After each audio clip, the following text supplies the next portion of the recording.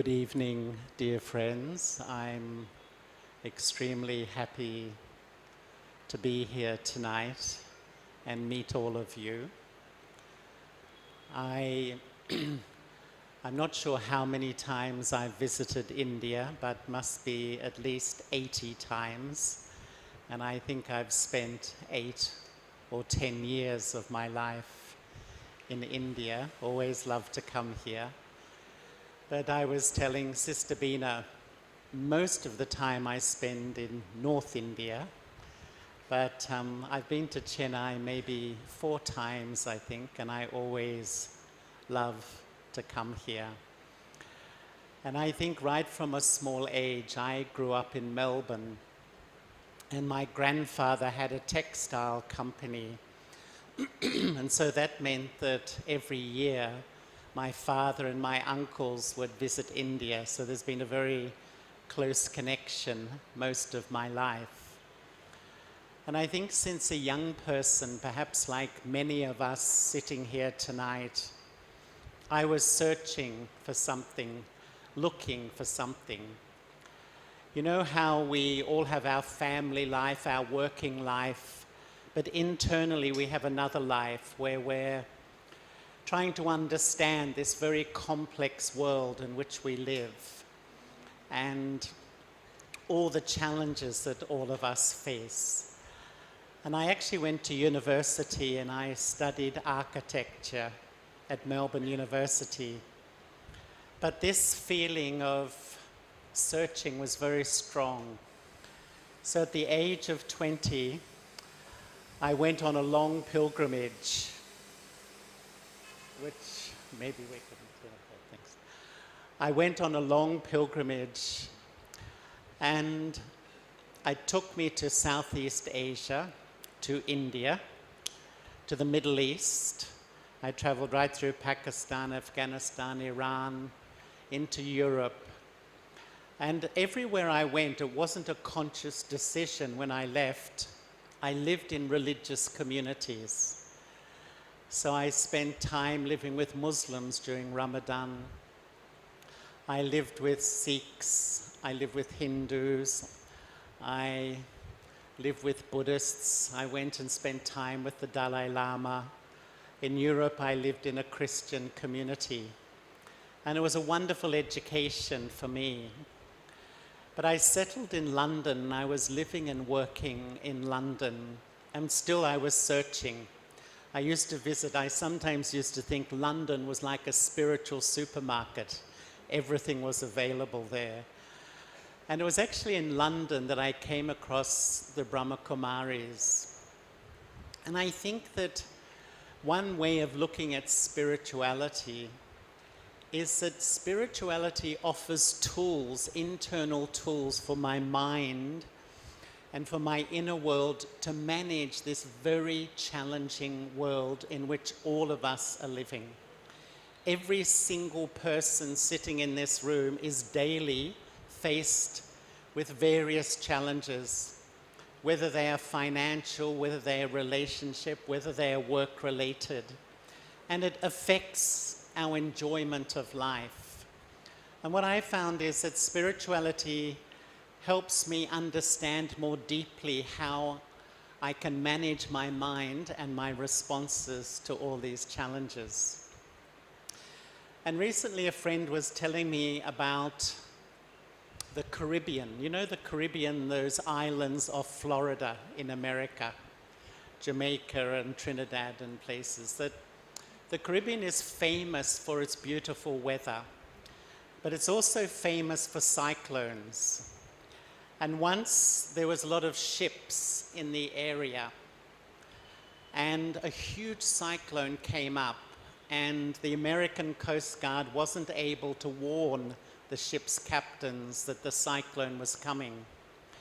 So many of the ships turned their ship around to go into port, and many were badly damaged.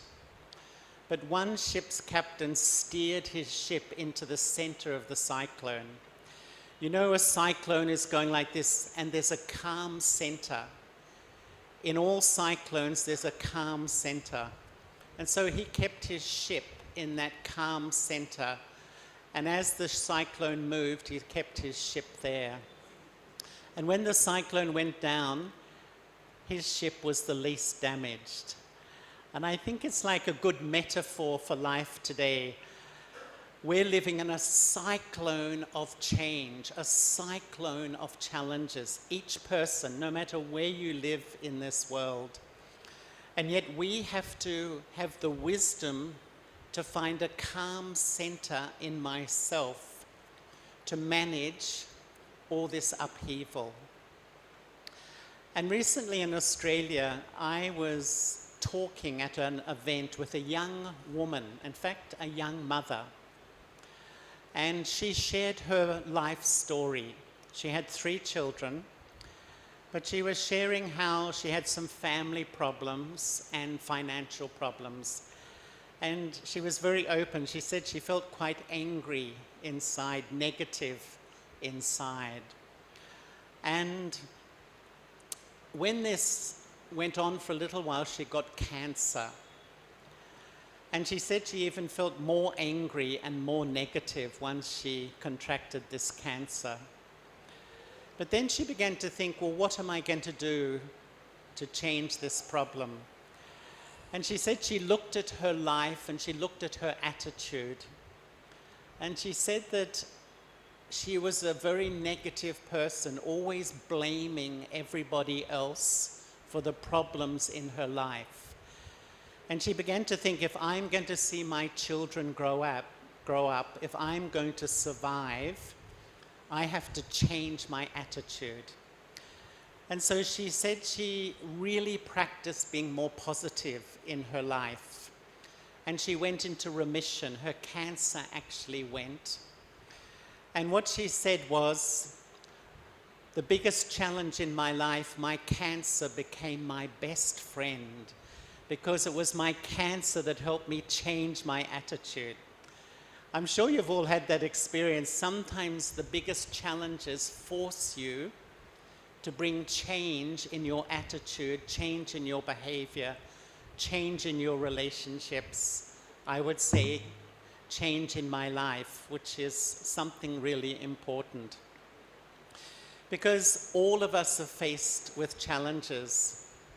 And seeing our world, I find wherever you go in the world today, people are faced with so many different types of challenges. And seeing the world, I come to a few conclusions. The first is there's no turning back. You know, some people want to wind back the clock to the good old days. You know, the good old days when life was calmer, life wasn't so fast. I don't think it's going to happen. The reality is we're going to see more social instability, more economic upheaval. I think this is real in our world. A more complex and complicated life. In other words, I think the world's going to increase the challenges which we're facing. The second conclusion is that I need a new approach to life. There's a saying, if you always do what you've always done, you'll always get what you've always got. Sometimes we just have the same approach to everything. And I feel if we're to survive and not be knocked over by all the challenges of life, we need a new way of thinking, a new approach. And I know for me that once someone asked me a very simple question. They asked, what do you have control over? Do you have control over the economy? Anyone here have control over the economy? Of course not. Do you have control over the government? Of course not. Do you have control over your husband, your wife, your children? Anybody? I'm seeing a lot of heads go. What do I have control over? Ultimately, my sphere of influence in life is my thoughts, my attitudes, my behaviors, my actions. I can't control the world outside, but I can control my reactions to the world outside. And I feel that if this is at the heart of spirituality. At the heart of spirituality is the realization, only when I change does my life change. Only when I change do obstacles and challenges get less. The third conclusion that I come to is that we need new skills. And I personally feel that most of us are so educated. I'm sure all of us in this room have been so well educated. We're so educated about the world outside, but so uneducated about the world inside. It's a paradox, isn't it? In Australia, once I gave a meditation course to a man who's a billionaire. And you know what he said to me? I've been a total success out there and a total failure in here. And I said, why? He said, I'm not really happy. I'm not a happy person. And this is the superficiality of life today, that everything external is important. You know, the Pope, the last Pope, was asked a question. What is your take on life today? And his answer, the globalization of superficiality. We have globalization, but it's a very superficial life which we lead. And so what we need today is we need to learn about our mind. Why? Because my whole life meets in my mind. My thoughts, my emotions, my relationships, my memories, every part of life meets here. And I need to begin to understand how to manage my mind. Because the image which I have, or actually the nature of the mind today, the mind is really a wonder. You know, some scientific research says that in a waking day of 16 hours, your mind creates around 70,000 unique thought patterns. Please don't ask me how they counted them. I've got no idea. Another researcher says you can speak 125 words a minute, but you can think 500. In psychology, they say your mind is aware on 7 different levels at any given moment. You know how your mind is doing many jobs. So I'm speaking to you, I'm thinking what I'll say next, I'm watching your reaction, I'm aware of the fans going on, I can see the traffic outside. You know, your mind is processing on so many different levels. For your body, you will eat, you will rest, you will exercise, but what do you do for your mind? Because actually all the challenges end up here. And I honestly believe if we are to manage the challenges of the future, I have to care for my mind. Wisdom means I will have to spend time to learn and manage my mind. And for me, the image I have for my mind is like a sacred place. And sometimes I think of it like a crystal clear bowl of water. Just imagine this crystal clear bowl of pure still water, absolutely still. The original nature of the mind. But there's gateways into the mind, my ears. I hear comments. People say challenging things. I let it in my ears and it drives my thinking. Just one word from somebody enters my mind and my mind can't stop. I see injustice, I see bad behavior, but I let it through my eyes into my mind and my mind can't stop. My memories bubble up. My memories bubble up into my conscious mind. And in 1 second, my mood can change. Just your mind touching a memory and your mood will change. So here we are, so educated, And yet, it's like the external world is controlling my mind and how I feel internally. And I honestly feel that for us to move into the future, I need to begin to spend time to understand my mind. Why do we meditate?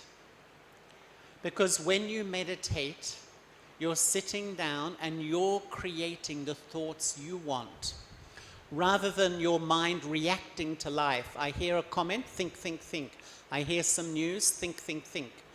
But when I meditate, I start to create the thoughts I want. And the more you practice, even as you go out into life, in your family and your work, you start to take back the authority of your mind, the authority of your thinking. And I would say this is probably one of the most essential skills in life today, because all the challenges come here.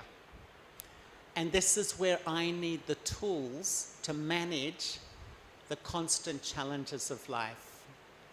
And I would say there's a number of challenges. The first main challenge for most of us comes from the physical world outside. And these are challenges in the workplace, challenges in career, challenges with finances, challenges with health, whatever you might say. And these challenges make us worry, they make us anxious, they can make us depressed. You know, anxiety is going like this all over the world. Anxiety is exponential. Anxiety is the fear of the future. The big question in the minds of most people is, what will happen? What will happen in the future? What will happen to my health? What will happen to my family? Seeing how everything is so unstable. And so, when we are challenged in this way, the mind needs peace. And I have to learn how to become the master to create a quality of peace in my mind and take it into my practical life. To do this, I need to know who I am. And I would say the first step to facing challenges is to know and experience who I am. Who am I? My own experience is my inner research, because meditation is like an inner research of yourself. There are 3 personalities inside all of us. 2 of them are very affected by challenges, but one of them educates me how to remain calm in the face of challenges. The first personality I call the Eye of Arrogance, or the Eye of Superiority. And this personality takes the whole identity from my temporary body. I see myself as a whole set of labels. I'm Indian, I'm Australian, I'm male, I'm female, I'm this profession, I'm that profession. My sense of self is all these labels. I heard once Mahatma Gandhi said, labels are for jars, they're not for people. But we label each other all the time. But when this I, which is my ego is ruling my inner world, I compare and I think I am better, I know more, I am right. But when it comes into my feelings, my emotions, that's when I so easily feel insulted, disrespected, not valued, excluded, sensitive. Anyone here sensitive? I think everyone is sensitive. No, I'll reframe that. Everyone is hypersensitive today. And it's almost like when the wrong I is ruling my inner system, I start to react in this way. Because when my ego is ruling my inner system, the way I deal with challenges, I get angry, I get aggressive, I get resentful, I fight. Does it help? Does it help? It usually makes it worse, doesn't it? And there's a very deep relationship between ego and love. The more ego I have, the less love I experience in my life. And so I often feel that, when I'm starting to feel very easily hurt, upset, insulted, disrespected, know I'm being deceived by my ego at that time. But my ego is just the front for the second eye, and I call it the vulnerable self, and that's also a form of ego, which is the eye of lack of self-respect or the eye of inferiority. I honestly believe this eye is ruling our world at the moment. When I can't respect myself, will I respect other people? Will I respect society? Will I respect the environment? I don't think so. And this is the big issue on the planet today, I believe, because this eye also takes its identity from this very temporary body. And it thinks and feels also. It thinks. It compares and thinks others are better, others know more, others don't love me, others don't respect me, others don't value me. I can tell you so many people have this mantra in their head. People don't love me, people don't respect me, people don't value me. And when it comes into my feelings, that's when I feel so easily, I feel hopeless about myself. I feel inadequate. I feel unworthy, and I'd say depressed. In psychology, depression is a sadness that my dream in life to be loved and respected and valued hasn't happened. But in spirituality, depression is a mourning for the loss of my true identity. I'm living my life, but who am I really? And so when this eye is ruling my inner world, the eye of inferiority, the eye of lack of self-respect, when a challenge comes, I feel hopeless. I feel, what can I do? I feel completely knocked over by that challenge. And so what happens is we go up and down. One day, the eye of superiority, the next day, the eye of inferiority, We go up and down. Even every hour, my mood goes up and down because I've forgotten who I am. The third eye is the original eye, something everyone in this room knows. And that eye thinks that I am the soul, the spirit, the consciousness.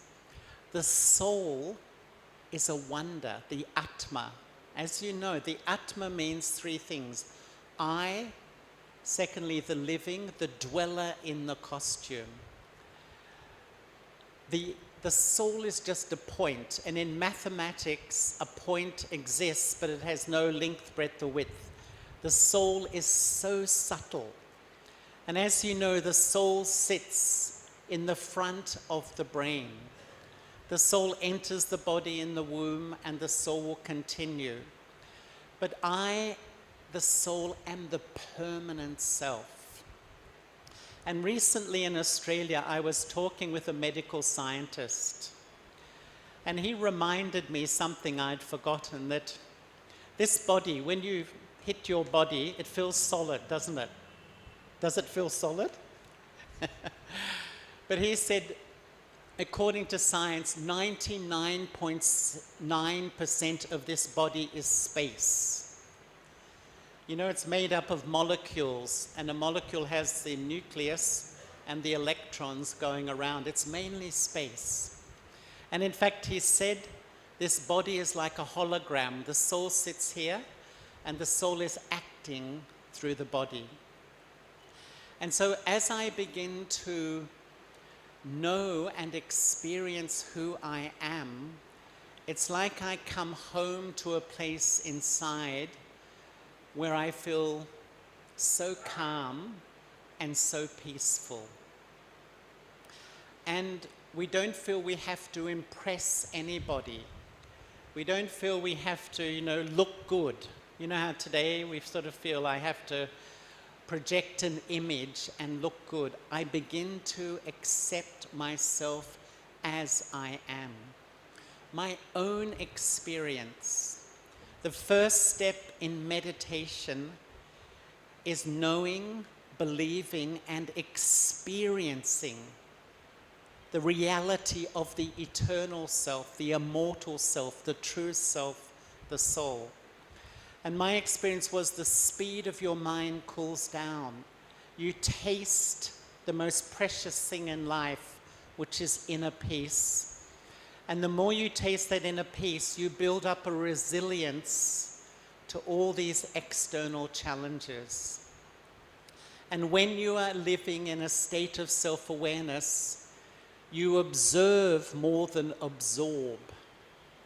Sometimes I think the mind is like a vacuum cleaner. You know? You know what a vacuum cleaner does? We want love. We want respect. So if you give me love, if you give me respect, but if you insult me, if you defame me, I absorb everything. I absorb the good and I absorb the bad as well. So what happens? I go up and down. The more I begin to know and experience who I am, I stop absorbing. And I learn the art of creating a peaceful mind and taking my peaceful mind into my relationships, into my family, into my work, into each part of my life. And once I was in San Francisco, and I was a subject of an experiment at the university. Recently I was in South America, and I was speaking at a conference in Colombia. And the other speaker was a man called Daniel Goleman. And Daniel is the man who wrote the books about emotional intelligence. He's from Harvard University. He was telling me in the last 3 years, there has been 3,000 scientific experiments into meditation. Meditation is the flavor of the month in science at the moment, because they're starting to realize that so much illness, emotional, mental, physical illness starts here. And meditation not only calms you down, it actually changes your behavior. And they're scientifically showing this now. Personally, I don't need scientific proof, and you probably don't need it either, but a lot of people like this sort of scientific proof. And I was the guinea pig in an experiment, and the scientist, it's proven that when you meditate, you lower your brain waves and you calm down, and that is so good for you mentally and physically.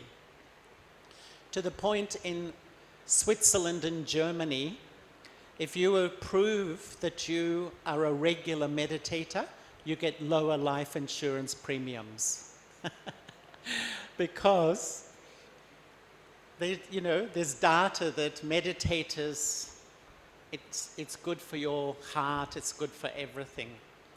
Anyway, I was the guinea pig, and she wanted to experiment. Okay, meditators can calm down, but when they go back into challenging lifestyles, when they go back to a family where there's constant conflict, when they go into a workplace with a negative boss or difficult situations, does meditation help, or do I revert to my old thinking? So I had to sit in a little room, and they attached electrodes all over me I was there for 6 hours. It was a little room smaller than this room. And a scientist, she gave me things to do. I had to meditate, and she recorded my brain waves. I had to sleep, and it's something I'm usually quite good at. So they recorded my brain waves, and then they gave me problems. I had to do mathematical problems, all sorts of problems, and they were recording my brain waves. And the Brahma Kumaris teach meditation with eyes open.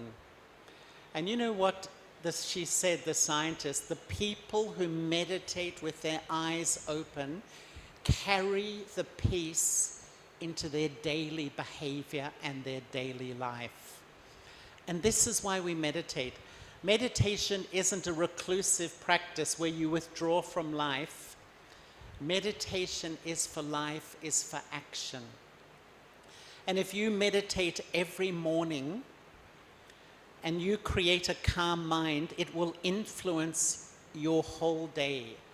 And to me, this is really the whole aim of meditation. And so I would say the first challenge in life is the external world. As I begin to know and experience who I am, I create peace and I can sustain it throughout the day. There is no doubt it takes practice. It does take practice. My own experience is when you learn to meditate, it's not that it's like this, it's, but I would say it's the best investment in quality of life. The second set of challenges most of us have are, I would say, emotional challenges or relationships, family. And I would say these are even bigger challenges when there's conflict, when there are differences, when there's loneliness, when there's rejection, when there's a death in the family. We know how we respond to those things. And I would say that for me, the most important thing in life is the experience of love. I'm sure most of us are the same. My observation of myself, when the heart is full of love, you feel very easy and relaxed about yourself. You feel very calm inside. And definitely more generous and compassionate towards other people. But when the heart lacks love, the mind can never rest. The agitated mind, searching, seeking, something is missing. And that's what I feel today. People have everything materially, but remain discontent. Because often the beauty of life, the true experience of love, is not there. We search for true love. We invest our heart in our families, in our relationships. You think, how much do you give to your family? How much do you give to your children? You do so much. But there's a huge human dilemma that no relationship is permanent. No relationship is permanent. Whether it's time, whether it's change, whether it's separation, whether it's conflict, whether it's death, the object of my love will go. This is one of the biggest challenges for most people.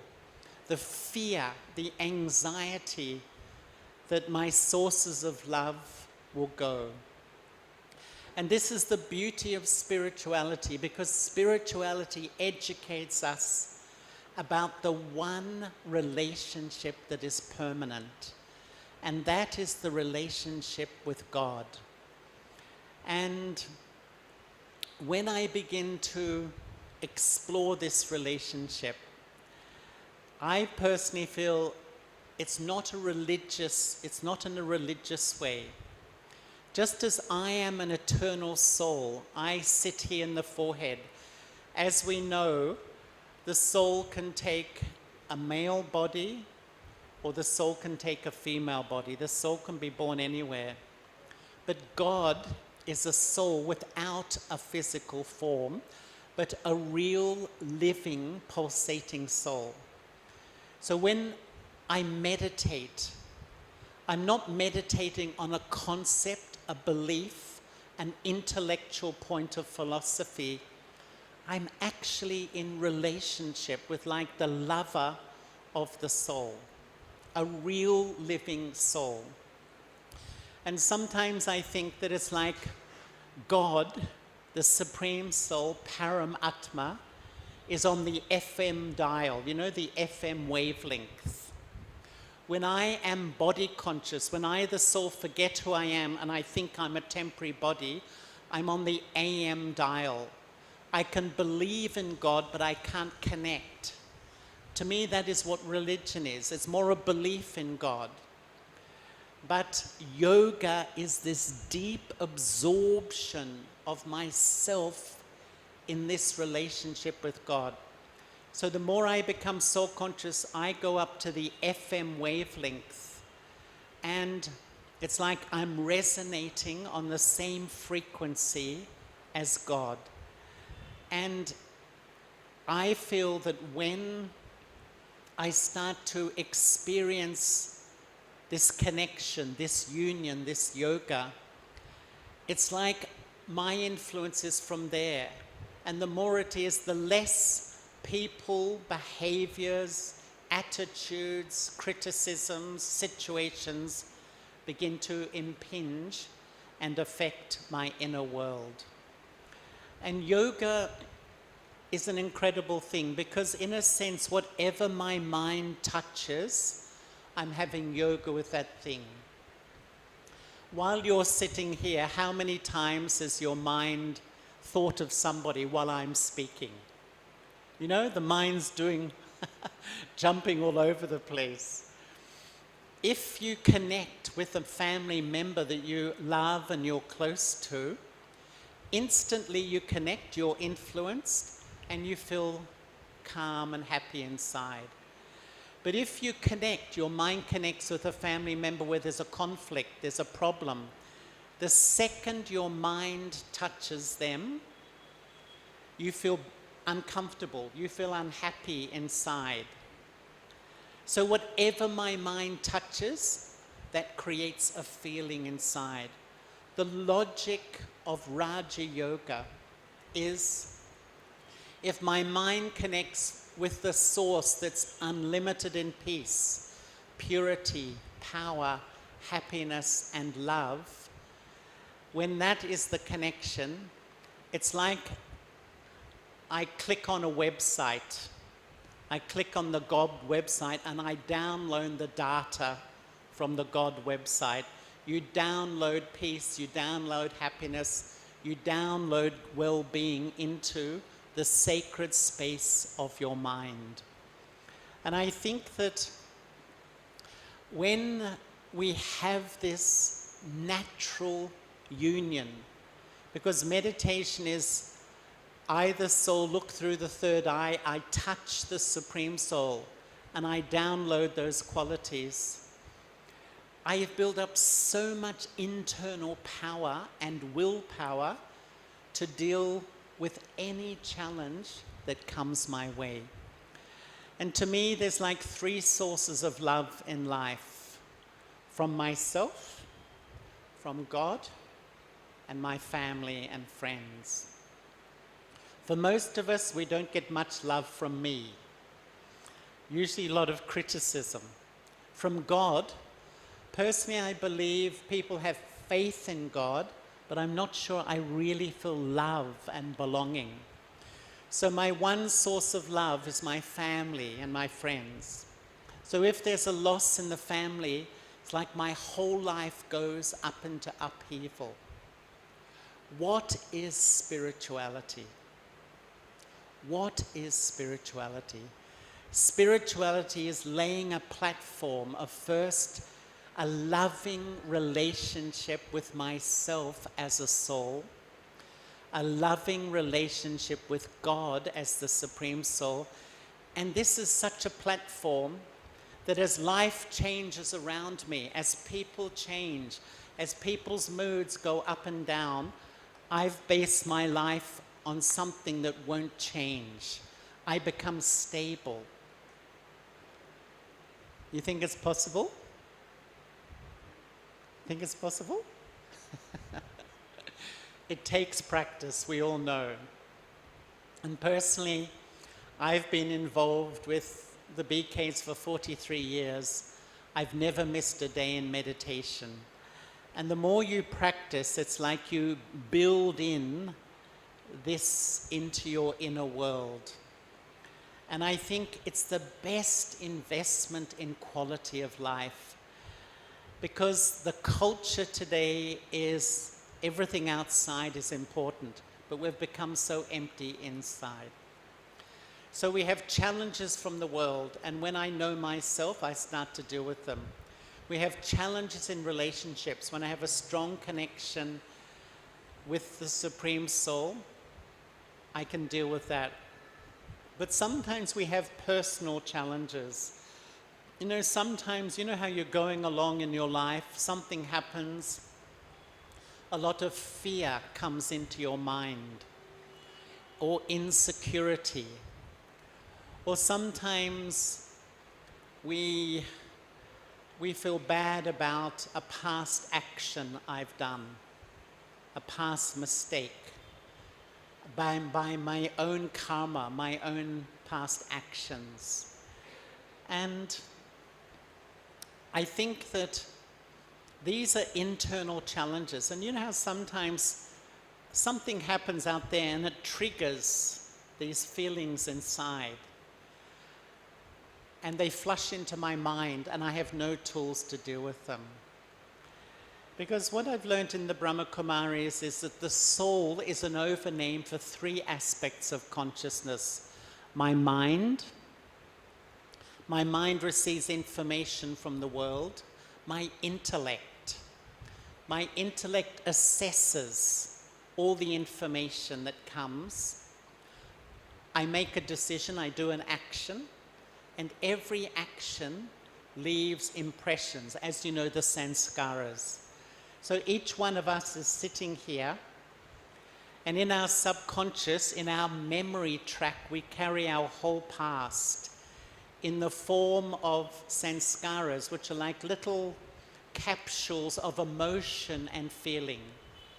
So something happens out there, it triggers the feeling of fear from my past, and fear just comes up into my mind. Fear is a huge emotion. You know the word phobia? You know phobias? You know how many phobias there are? There's around 400 recognized phobias. And all of these are connected with my past experience in past lives or this life. And so sometimes we're going along in life and fear, insecurity, hopelessness about myself takes over my mind. And I think that this is where I need to have an understanding that I carry my whole past karma with me.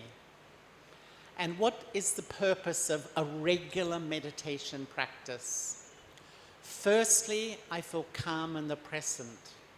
But secondly, the deeper I learn how to become a soul and link, connect, have union with Paramatma, the Supreme Soul, I start to clear the effect of my past karma. The habits of fear, the habits of insecurity, the habits of lack of self-respect, the habits of anger. Actually, anger is an emotion. When I'm really have fear, grief, hurt, it goes round, round, round, and then it comes out as anger.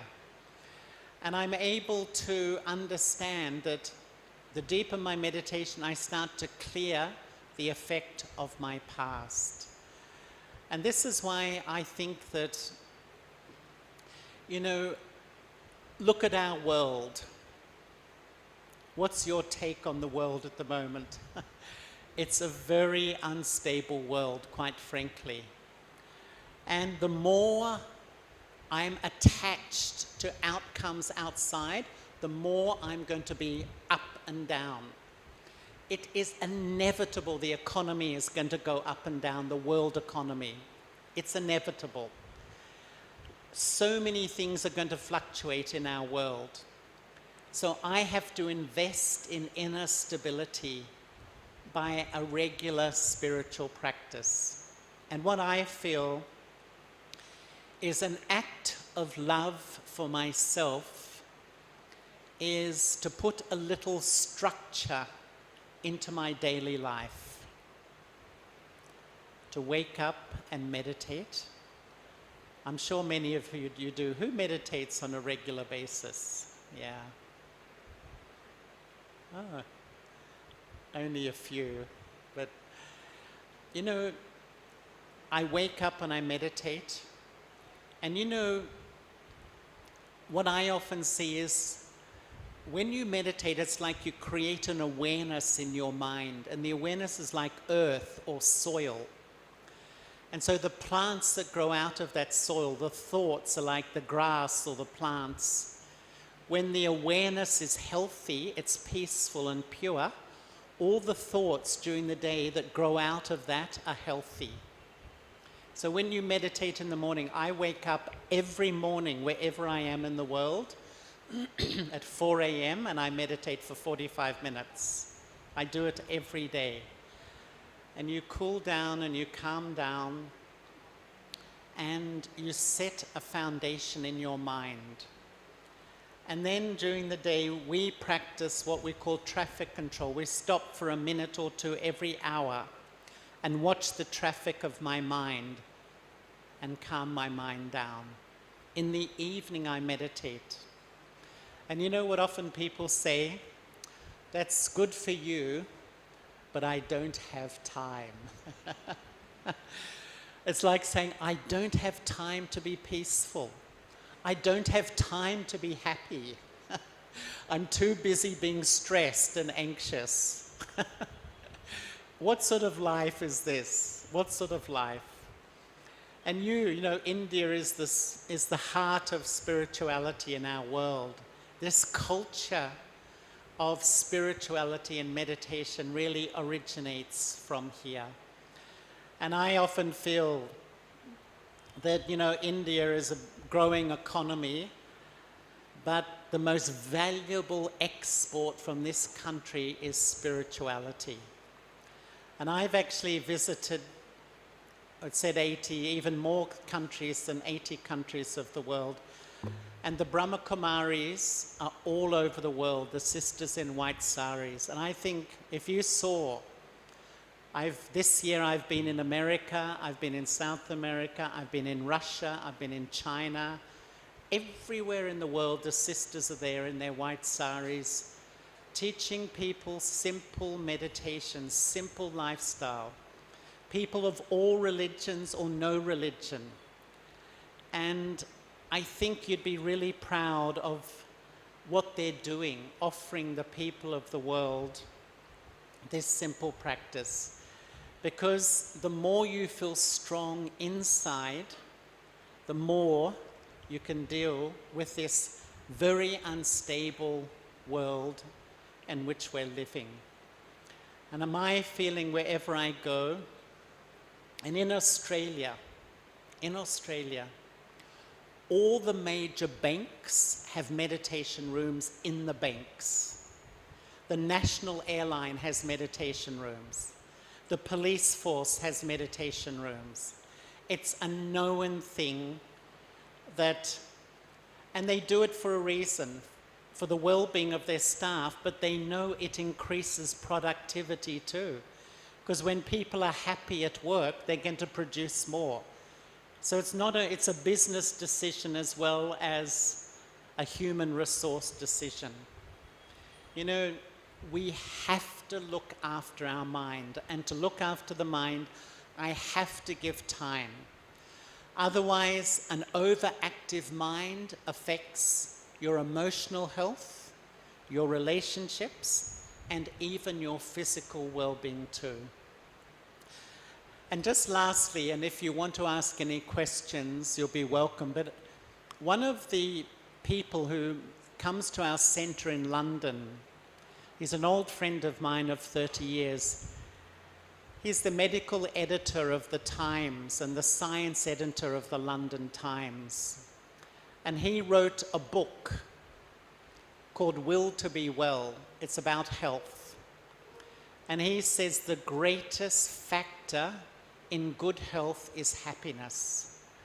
We all read, you have to eat well, you have to exercise, you need enough sleep. But actually, when you're happy, your immune system is strong and you don't get so unwell. And really caring for the mind, learning to meditate, taking responsibility for my own attitudes, this investment in my inner world actually is good for my mental health, my emotional health, even my physical well-being too. And I think that's probably enough for me. I've been going on for an hour or so, but if you would like to ask any questions, I'd love to answer if there's a little bit of time. Yes, please. Yes. Where is the seat of the ego? I'm sorry, can you? Where is the seat of the ego? You're saying this is the seat of the Atma, the soul. Where is the seat of the ego? The same place. Because when the Atma, the soul, identifies or thinks it's a temporary body, that gives birth to the ego of superiority and the ego of inferiority. So we have the belief we're a soul. Even the Christians believe they're a spirit, but we don't experience it. It's just a belief. If I really experience being a soul, I wouldn't really fear death in any way, because we know this is only a temporary costume. Intellectually we know, but we've developed a deep attachment to this temporary body and this temporary identity, which creates the ego of superiority and the ego of inferiority. My experience is the more I practice, who am I am the soul, not just when I meditate. As I go about my life and I meet people, I don't judge them in 1 second. I see the soul. I don't see a man, I don't see a woman, I don't see an Indian, I don't see a European. I see the soul. The more I become soul conscious, I start to let go the ego of the body in that way. So I would say the seat of the ego is in the mind, which is, in my view, a part of the soul.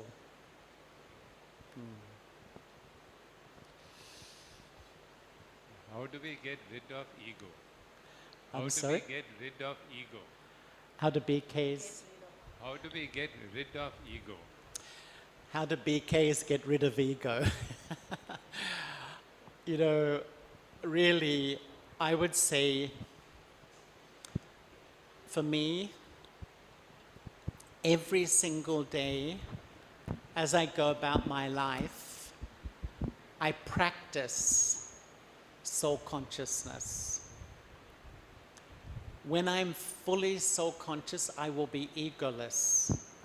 I don't judge myself based on my body, my skills, my talents, my family, my fame, my respect, my education. All of that builds a temporary ego. I see who I am as a soul.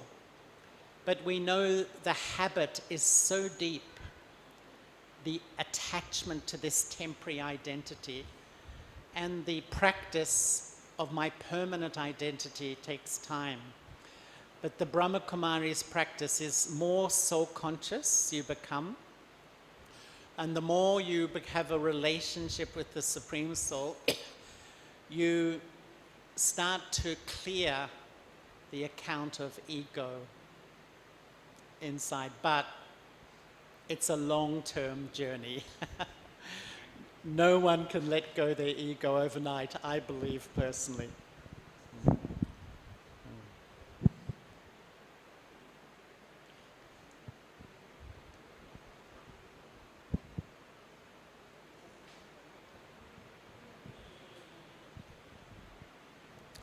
While meditating, you may be withdrawing your thoughts from the outer world. Do you think of God or mountains, rivers, etc., while meditating? You know, today a lot of people go to nature for peace. It's good, but it's temporary. When you're in nature, you're peaceful. When you come back to the city, the family and work, the mind becomes peaceless. When we learn to connect with God, who's the ocean of peace, whether I'm in the city, whether I'm in the mountains, whether I'm in a meeting, whether I'm in a family with conflict, I can retain my peace. It's absolutely possible. And I think this is what we want, because actually we love our career, we love our family. We would love to be there with a peaceful mind. And that's where really to meditate, the focus is God, who is eternally silent and peaceful. But I really emphasize, for me, it's not a belief. I'm not just sitting there with faith and belief. I'm actually connecting with a living, conscious soul. God is a soul, but does not have a body. A conscious soul. I'm a soul with a body. My soul is now under the influence of my sense organs. But when I withdraw from my sense organs and I become a seed, I can connect. And it's like a living relationship. And there's a spiritual law that where your heart goes, where your love goes, your mind will follow. So it becomes natural focus, natural concentration. And I think you can go anywhere in the world, and if you keep your connection, you can maintain peace. I have a friend in Brazil, and he was interviewed by a magazine, or television actually, and they took him at the junction of all these big freeways, cars going zoom, zoom, zoom, zoom, and they asked him to meditate. And they said, "Can you be peaceful here?" And he was able to do it. So I control my inner world. It's like air conditioning. I control the air conditioning of my mind regardless of what's happening around me. Of course, it takes practice. But as I've been saying, no better investment in quality of life.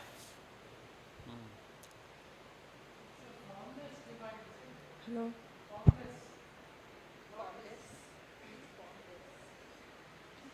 No, or the understanding I have is the Supreme Soul is a soul like the human soul, a point. The only unchanging form is a point. God is changeless. Everything else changes. A point exists, but it has no size. It's the most subtle thing, but that is the form of God and the form of the human soul. But I, the human soul, have taken on this body and I've forgotten who I am. I believe it, but I don't experience. So I've developed the ego of this temporary costume. God is eternally a soul who's egoless. The more I remember, I become egoless too. The more I remember, He's pure, I become pure. He's peaceful, the more I remember, I become peaceful too. He's loving, the more I remember, I restore myself to my original value. So you have a focus of the Supreme Soul, this eternal form of God. In all religions, the main remembrance of God is that God is light, God is non-physical, and God doesn't have a human form. God is Paramatma, the Supreme Soul, but a living soul, a conscious soul, not just a concept. Because when you try to meditate on a belief or a concept, it's dry and your mind will wander. But when you're in love, when you have love, your mind will focus naturally. This is my own experience. Yeah. Meditation is for life, it's for action. If we learn to meditate, close my eyes, shut the door, and we shut out life, often when we stop meditating, my mind goes back to its old thinking. When you meditate with your eyes open, it's like you carry your meditation into each part of life. And that's when you can deal with challenges and become much stronger. Yeah. I can tell you wherever I go in the world, the main question is how to deal with difficult people, how to deal with negative people in the workplace or even the family. And I think really the more we lose our spiritual power, the more we lose our inner strength. We're so affected. We're so affected by people around us. Can you change other people? It's impossible. The only thing I can do is change myself. And that's where really spirituality, one of the deepest things you learn, I've learned in this path, is to be very, very loving, kind, caring, but detached. Detached doesn't mean cut off, aloof, no. Detached means you're not absorbing, you're not influenced. This is a high state of spirituality where I'm connected, I'm involved, I'm responsible, I'm close, I'm caring, but I'm not absorbing, I'm not influenced. And I find the more you meditate, when people behave differently, I don't get so disturbed or upset. Unfortunately today, I find scratch the surface of most people, and inside so many stories about my family and the workplace and people and what they've said, what they've done, unresolved feelings inside. And honestly, I think that the more we invest in spiritual strength, the less people's behavior disturbs me. We can't change people. And in fact, when my self-respect grows, I can accept people as they are. When I accept myself, I can accept people. And really, that's freedom.